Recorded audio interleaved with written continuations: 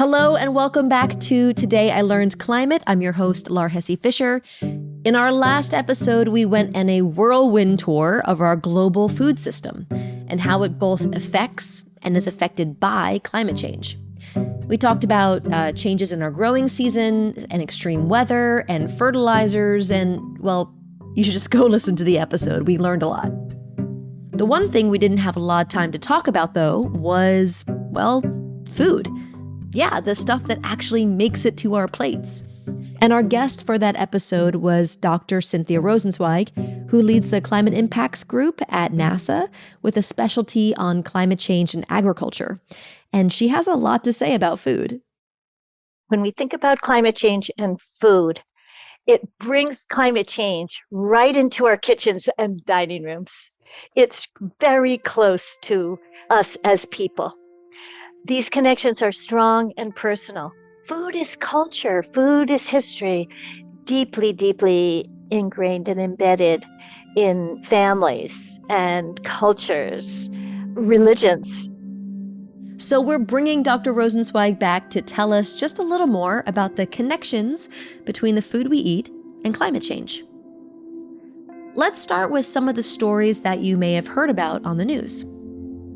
What if I told you the world is facing a global chocolate shortage? Scientists blame climate change, disease, and a lack of water for a shortage in some of the biggest producing countries like Africa's Ivory Coast. On the East Coast, it's clams. Climate change has devastated the shellfish industry in Maine. Okay, so we've all heard about the impact of climate change on the world. But what you may not know, it's also having a big effect on traditional industries like winemaking, affecting everything from where it's made to how it tastes. That was a local ABC station in Los Angeles, NBC News, and CBS. But these statements leave a lot of open questions, like why is climate change going to affect certain foods? And why these foods in particular? To understand what's going on, let's look at a couple of examples. There will be some challenges. Avocado, I love avocados. So that one is a bit of a challenge. Avocado is a good example of a food that can use a lot of resources. Avocado trees are largely grown in big plantations, which are really thirsty. They require a lot of water, and they also take up a lot of space. In major avocado growing regions, like parts of Mexico and Chile, these plantations are actually depleting local water sources and contributing to deforestation as they expand. Plus, like many foods, avocados are eaten all over the world, but they're mostly grown in one area, in this case, Latin America, which means if you're eating avocados in most of the US or Europe, a lot of energy was used to ship them to you. And to keep them from getting ruined on these voyages, they're kept refrigerated, which takes even more energy. This all adds up to a food that, well, just takes a lot of resources. Now, this doesn't mean that these foods are gonna go extinct, but these trends definitely make certain foods harder to cultivate. And then there are plants that are very sensitive to a changing environment, like coffee trees. Coffee is derived from the seeds of coffee cherries, which grow on trees in tropical forests that get plenty of rainfall. Scientists expect climate change to make many of these areas warmer and expose them to more frequent and prolonged drought, which is really hard on coffee crops. And we're seeing hints of this already today. In southern Brazil, which is one of the biggest coffee growing regions in the entire world, the past 2 years have seen the worst drought in almost a century. And many coffee growers are losing their crops or rapidly switching to different, cheaper varieties that can better withstand the heat. Now, this doesn't mean that these foods are going to go extinct, but these trends definitely make certain foods harder to cultivate. And that could lead to higher prices or farmers switching to different, hardier varieties. Okay, so those are 2 examples, but there's good reason to think beyond specific foods. Climate change is affecting food availability already through extreme events, which are increasing. So things such as heat waves, heavy downpours, droughts in some regions, and floods in others.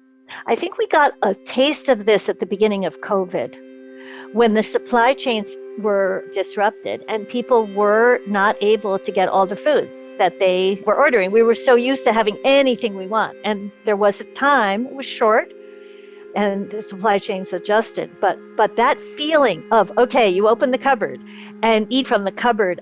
So what's in the cupboard? It's the legumes, it's the beans, right? It's things that are less perishable. Because if we have supply chain disruptions, we will need to, I think, be more careful to make sure that we have food in our cupboards all the time. When COVID broke out in early 2020, I stocked up on canned food, soups, beans, stuff like that, just in case. And we do that when there's a big storm coming, too. So as weather gets more intense, and as our food systems adjust to this and to changing temperatures, we might find ourselves preparing in this way more often. But for the second half of this episode, I want to return back to the present. What's on our plates today? And what did those food choices have to do with climate change? Let's start at the beginning. If less food is wasted, then we don't have to grow as much food. If we're wasting about 10% of all of our food, that's just all these greenhouse gas emissions that are going up. And in the US, we're wasting a good deal more than that. According to the USDA, more than 30% of the food that makes it to our store shelves never gets eaten. Some of that is thrown out by the stores because it's past its expiration date or because it's not pretty enough to sell or other reasons. And some of it is thrown out at home. By cutting down on that food waste, we can also cut down on the land and water and energy that goes into producing it. And some decisions about what people eat can also affect the food system that we're a part of. I want to be very, very clear that I am not advocating anybody to change their diet. It's really just to begin to think about it. But I think we should engage with climate and food conversations, since what we choose to eat has a big effect both on our personal health and planetary health. And this is in part because some foods emit a lot more greenhouse gases than others, in particular beef. Let's take a minute and look at beef in some more detail, because it does get a lot of hype, and it is one of the foods that creates the most greenhouse gas emissions.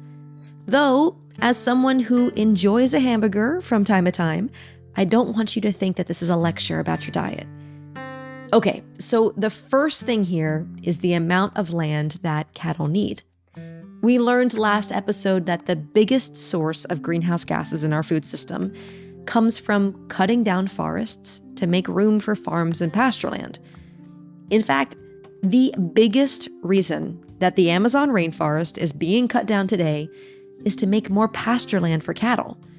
And we also need a lot of energy and water and land to grow food for the cattle, like soy and hay. In general, cattle require a lot of land. To illustrate this, I have a little pop quiz for you. So according to the USDA, what percentage of all the land in mainland US is used in some way for raising animals for us to eat? Make a guess, even to yourself. Okay, you ready for the answer? I was shocked to learn that it's over 40%. More than 40% of all of the land here in the lower 48 states is used for livestock. Now, some argue that this is land that could be used for other purposes, like growing plants for humans to eat directly, or for restoring the land back to ecosystems that actually store carbon dioxide, like prairies or forests. And there's another thing going on here with cows.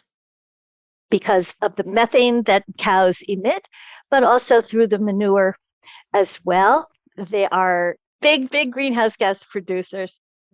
Yeah, cattle and some other animals like sheep and goats produce a lot of the greenhouse gas methane, which is even more powerful than carbon dioxide. It's to do with the way that these cattle's digestive systems work.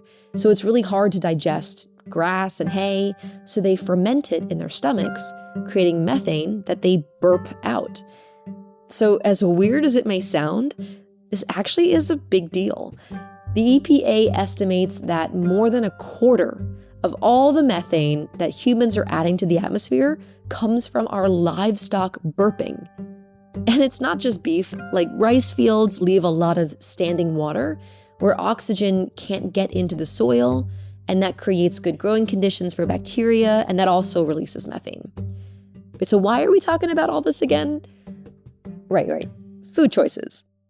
So as we think about our diet choices, there are ways to reduce the causes of climate change. If people eat different food, that then feeds back on what will be produced. And that's where you get the actual reduction in greenhouse gases, for example, from less beef production. This is why you might have heard about people choosing to eat more plants and less meat for the environment. We actually learned while making this episode that our whole team at TIO Climate is either vegetarian or just occasional meat eaters.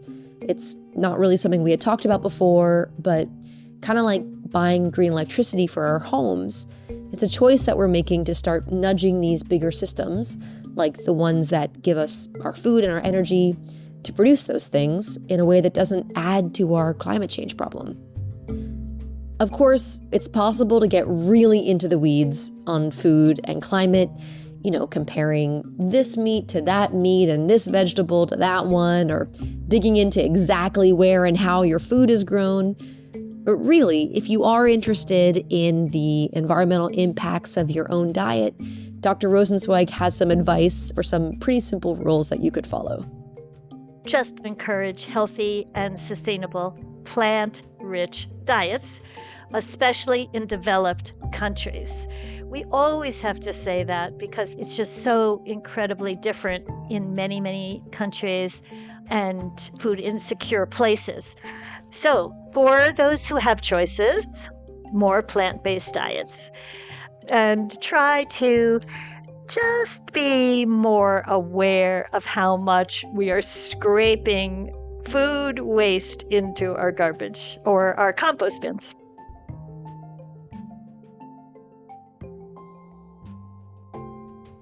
That's it for our episode. As with all of our episodes, we curate websites and articles and papers for you to learn more about this topic, as well as educator guides to help teachers introduce this content in the classroom. Both can be found on our website, tilclimate.mit.edu. Just go to the episode page. Thanks again to Dr. Cynthia Rosenzweig for joining us, and thank you for listening.